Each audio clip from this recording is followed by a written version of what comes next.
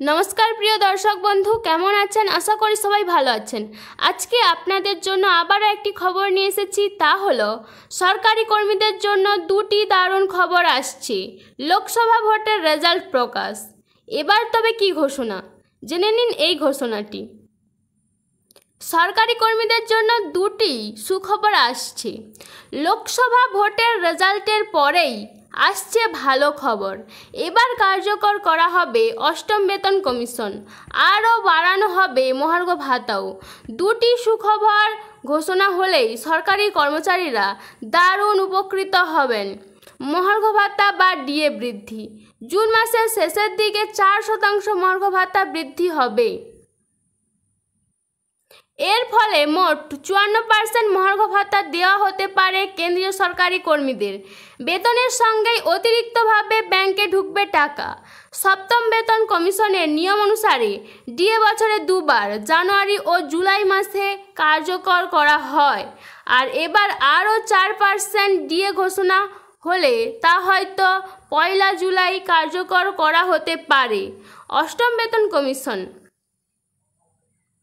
কেন্দ্রীয় সরকারি কর্মচারীরা জানতে ইচ্ছুক যে সরকার কবে তাদের জন্য অষ্টম বেতন কমিশন গঠন করবে। কর্মচারীরা আশা করছেন যে সরকার শীঘ্রই অষ্টম বেতন কমিশন গঠন করবে, যা তাদের জন্য একটি বড় উপহারের মতো হবে।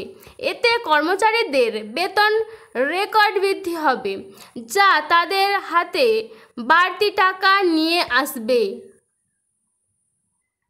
এবার বেতন বাড়তে পারে ষষ্ঠ বেতন কমিশনের চেয়েও।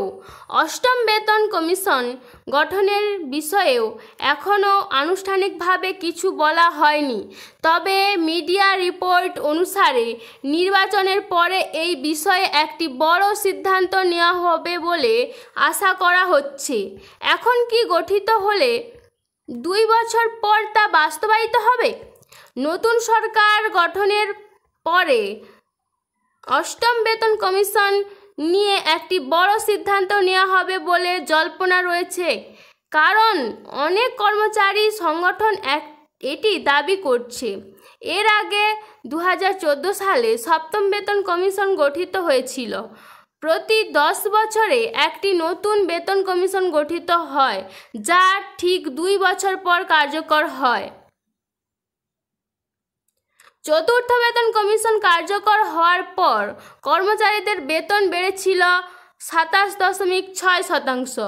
এরপর পঞ্চম নির্বাচন কমিশনে কর্মচারীদের বেতন 31% বাড়িয়ে বড় উপহার দিয়েছিল সরকার। ফিটমেন্ট ফ্যাক্টর ষষ্ঠ বেতন কমিশনের প্রয়োগ করা হয়েছিল। সেই সময়ে এটি 1.86 গুণ করা হয়েছিল। এর ফলে কর্মচারীদের বেতন বাম্পার বৃদ্ধি পেয়েছিল। এ কারণে মূল বেতনেও বেড়ে হয়েছিল 7,000 টাকা। সপ্তম বেতন কমিশন 2016 সালে কার্যকর করা হয়েছিল। এতেও ফিটমেন্ট ফ্যাক্টর 2.57 গুণ বৃদ্ধি করা হয়েছিল। এদিকে পুরানো বেতন স্কেলকে ভিত্তি হিসাবে বিবেচনা করে অষ্টম বেতন কমিশন গঠন করা হলে ফিটমেন্ট ফ্যাক্টর বাড়ানো হবে। সেক্ষেত্রে কর্মচারীদের সর্বনিম্ন বেতন হতে পারে 26,000 টাকা।